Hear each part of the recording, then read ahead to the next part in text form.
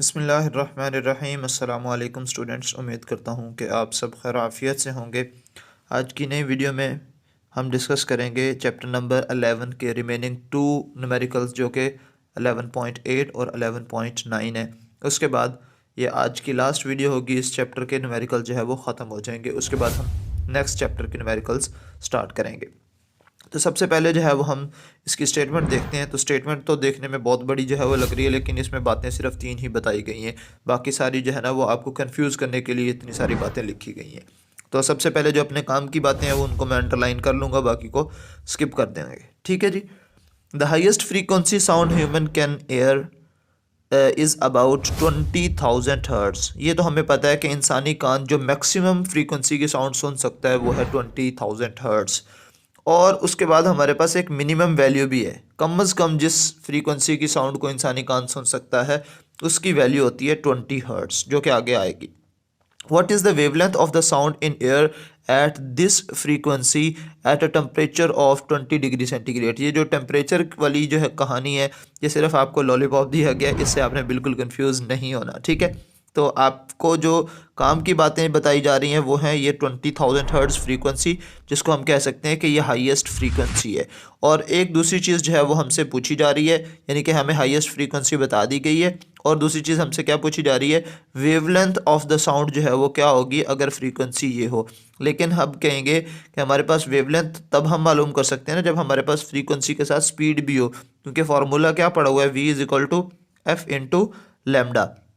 तो अगर आपके पास वेवलेंथ होगी तो ही आप जो है वेवलेंथ आप तभी कैलकुलेट कर सकते हैं जब आपके पास फ्रीक्वेंसी के साथ स्पीड भी मौजूद होगी। तो अब हमारे पास स्पीड तो अभी तक गिवन नहीं है, तो आगे स्टेटमेंट पढ़ते हैं तो पता चल जाएगा, शायद गिवन ही हो। So what is the wavelength of the lowest frequency. अब यहाँ पे दूसरी चीज़ उसने क्या कहा कि हमने लोएस्ट फ्रीक्वेंसी की साउंड की जो वेवलेंथ है वो भी कैलकुलेट करनी है, हाईएस्ट फ्रीक्वेंसी वाली जो साउंड है उसकी वेवलेंथ भी हमने कैलकुलेट करनी है। Assume the speed of the sound in air at 20 degree centigrade is 343 metre per second. ये बात आ गई है जिसकी हमें तलाश थी कि स्पीड जो है वो हमें चाहिए, वो स्पीड जो है वो हमें गिवन है डाटा के अंदर।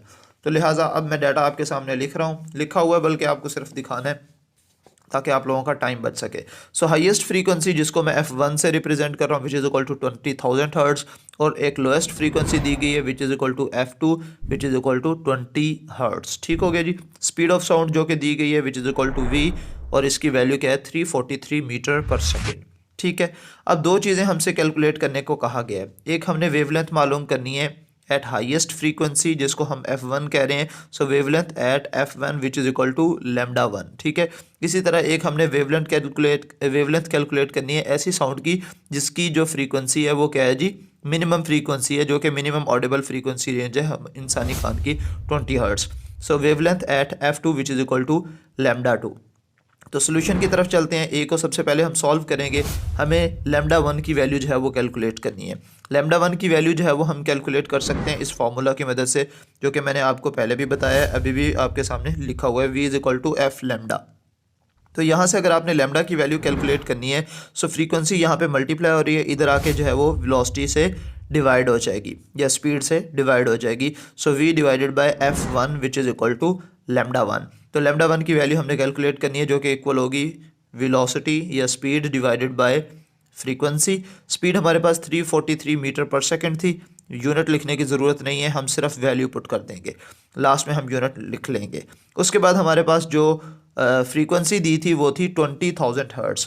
अब हम ये देखेंगे कि अगर हम इस 343 को हम डिवाइड कर लें 20,000 हर्ट्ज़ के ऊपर तो हमारे पास क्या वैल्यू आती है, तो उसको हम लिख लेंगे। इन दोनों वैल्यूज़ को अगर हम डिवाइड करें तो हमारे पास आंसर आएगा 0.01715। चूँकि ये हमारे पास वेवलेंथ है तो इसका यूनिट क्या होगा, मीटर होगा। ठीक है। लेकिन इसकी हम अप्रॉक्सीमेट वैल्यू जो है वो लिख लेंगे। और दूसरी बात, हम इसको जो है ना वो बुक के मुताबिक चेंज करेंगे। बुक वालों ने जो इसका आंसर लिखा हुआ है वो लिखा हुआ है जी 1.7 इंटू 10⁻⁻² की फॉर्म में। तो हम इसको बना लेंगे 0.01715 है। तो इस पॉइंट को अगर मैं यहाँ से मूव करवाऊँ यहाँ पे, तो ये पॉइंट जब इधर मूव करेगा तो ये बन जाएगा 1.7 इंटू 10⁻⁻। पॉइंट कितने डिजिट्स जो है वो आ गया है 2 डिजिट्स जो है वो आ गया है फ्रॉम लेफ्ट साइड, लिहाजा साइंटिफिक नोटेशन में हम इसको 10⁻⁻² जो है वो लिख सकते हैं। तो लिहाजा इसकी वैल्यू जो आ गई है वो है 1.7 इंटू 10⁻⁻² मीटर। तो ये वेवलेंथ आ चुकी है कब? जब हमारे पास फ्रीक्वेंसी कितनी थी? 20,000 हर्ट्ज फ्रीक्वेंसी के ऊपर। अब हमने कैलकुलेट करनी है वेवलेंथ की वैल्यू जब हमारे पास जो फ्रीक्वेंसी है वो क्या, क्योंकि स्पीड तो कांस्टेंट है, फ्रीक्वेंसी चेंज हुई है, तो लिहाजा 343 स्पीड वैसे की वैसे, लेकिन यहाँ पे जो स्पीड जो फ्रीक्वेंसी है f2 वो हमारे पास जस्ट 20 हर्ट्ज है, यानी कि लोएस्ट ऑडिबल फ्रीक्वेंसी, जो इंसानी कान जो है वो जिस फ्रीक्वेंसी की साउंड को इंसानी कान सुन सकता है। ठीक है जी। तो अब इन दोनों को अगर हम डिवाइड कर दें तो डिवाइड करने के बाद हमारे पास जो आंसर आ रहा है उस आंसर को हम लिख लेंगे विच इज़ इक्वल टू 17.2। इन दोनों को डिवाइड करें तो हमारे पास आंसर आ जाएगा 17.2 मीटर्स। तो ये हमारे पास वेवलेंथ की वैल्यू आ चुकी है कब? जब हमारे पास फ्रीक्वेंसी क्या होगी? लैम्डा फ्रीक्वेंसी जो है हमारे पास f2 होगी, जो कि हमारे पास 20 हर्ट्ज है। ठीक है। तो ये था आपका न्यूमेरिकल नंबर 11.8। अब हम डिस्कस करेंगे 11.9 जो कि इस चैप्टर का लास्ट न्यूमेरिकल है जी। अब हम देखते हैं लास्ट न्यूमेरिकल जो कि चैप्टर नंबर 11 का लास्ट न्यूमेरिकल है 11.9। सबसे पहले इसकी स्टेटमेंट रीड करते हैं। A sound wave has a frequency of 2 kilo hertz. तो पहली चीज़ हमें पता चल गई कि एक साउंड वेव है जिसकी फ्रीक्वेंसी कितनी है? 2 किलो हर्ट्ज है, एंड वेवलेंथ 35 सेंटीमीटर, और वेवलेंथ कितनी है जी? 35 सेंटीमीटर है। How long will it take to travel? ये बात आपने याद रखनी है जब भी ये इस तरह से आ जाएगा ये सेंटेंस, हाउ लॉन्ग, इसका मतलब होता है एक्चुअली टाइम। इसका क्या मतलब होता है? टाइम, कि कितना टाइम जो है वो वेव लेगी ताकि वो कितना डिस्टेंस कवर कर सके, 1.5 किलोमीटर डिस्टेंस जो है वो कवर कर सके। तो हमें जो चीज़ मालूम करनी है वो है जी टाइम। ठीक है जी। तो अब हम डाटा जो है वो देखते हैं जो कि ऑलरेडी मैंने लिखा हुआ है। तो सबसे पहली चीज़ जो हमें बताई गई है वो है जी फ्रीक्वेंसी। फ्रीक्वेंसी हमें कितनी दी गई है जी? 2 किलो हर्ट्स। ठीक है। किलो हर्ट्स को हम 2000 हर्ट्स भी लिख सकते हैं। चलो मैं यहाँ पे लिख देता हूँ 2000 हर्ट्स। ठीक है। ये हमें फ्रीक्वेंसी दी गई है। और वेवलेंथ 35 सेंटीमीटर दी गई थी, जिसको हम मीटर में कन्वर्ट करने के लिए जस्ट 100 पर डिवाइड करेंगे तो ये 0.35 मीटर जो है वो बन जाएगा। डिस्टेंस जो हमें दिया गया है वो है 1.5 किलोमीटर, जिसको मीटर में लिख सकते हैं हम, जो कि बन जाएगा 1500 मीटर्स। लेकिन यहाँ पे एक प्रॉब्लम है। देखो, हमसे जो डिमांड किया जा रहा है वो है जी टाइम। टाइम बताएं। टाइम हम उस वक्त बताएंगे जब हमारे पास, देखो हम टाइम कब निकाल सकते हैं, हमारे पास रिक्वायरमेंट्स क्या क्या हैं टाइम निकालने के लिए। देखो जी, आपने फॉर्मूला पढ़ा था स्पीड का, v is equal to distance divided by time. ठीक है ना। तो यहाँ पे हमारे पास डिस्टेंस मौजूद है, टाइम हमने कैलकुलेट करना है। एक चीज़ की कमी है वो है जी स्पीड। तो हमारे पास तो स्पीड ही नहीं है, लिहाजा पहले हमें स्पीड मालूम करनी पड़ेगी, फिर हम टाइम जो है वो निकाल सकते हैं। सो टाइम जो है वो इक्वल हो जाएगा, ये टाइम यहाँ पे डिवाइड हो रहा है, इधर आके मल्टीप्लाई हो जाएगा, ये स्पीड यहाँ पे मल्टीप्लाई हो रही है, इधर जाके डिवाइड हो जाएगी। So distance divided by speed which is equal to time. तो इस फार्मूला की मदद से हम निकाल सकते हैं। बट प्रॉब्लम ये है कि हमारे पास अभी, यहाँ पे मैं सेपरेट करके लिख देता हूँ, मसला हमारे साथ ये है कि हमारे पास फ़िलहाल स्पीड भी नहीं है। मैं इसको थोड़ा सा जूम कर लेता हूँ ताकि आपके पास बड़ा बड़ा लिखा हुआ आए। ठीक है जी।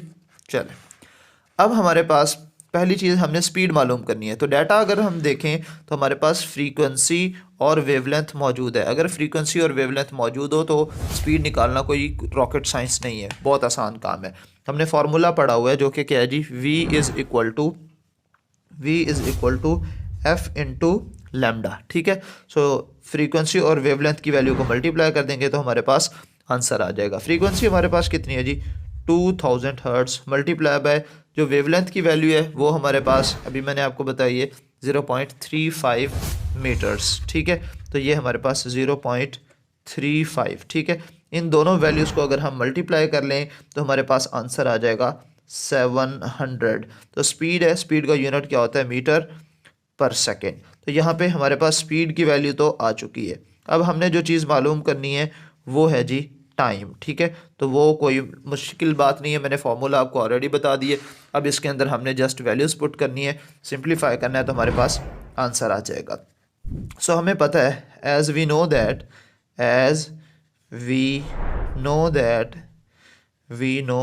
दैट जैसा कि हम जानते हैं कि हमारे पास जो टाइम है वो किसके इक्वल होगा, डिस्टेंस डिवाइडेड बाय स्पीड के इक्वल होगा। सो डिस्टेंस हमारे पास 1500 था, डिवाइडेड बाय स्पीड हमारे पास 700 आ गई है। तो इन दोनों वैल्यूज़ को हम डिवाइड करेंगे।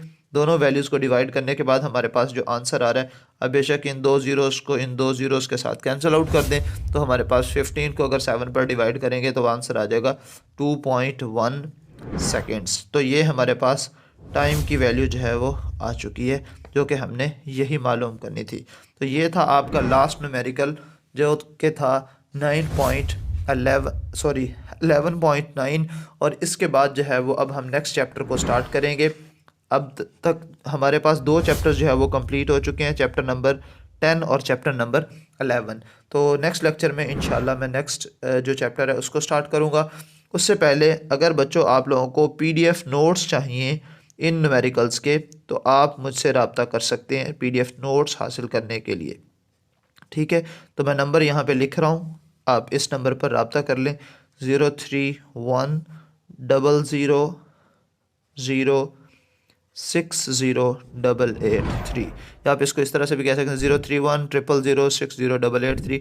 आप इस नंबर पर मुझे व्हाट्सएप कीजिएगा, तो मैं आपको PDF नोट्स जो है वो न्यूमेरिकल्स के प्रोवाइड कर दूँगा। आज की वीडियो में इतना ही, नेक्स्ट वीडियो में आपसे फिर मुलाकात होगी।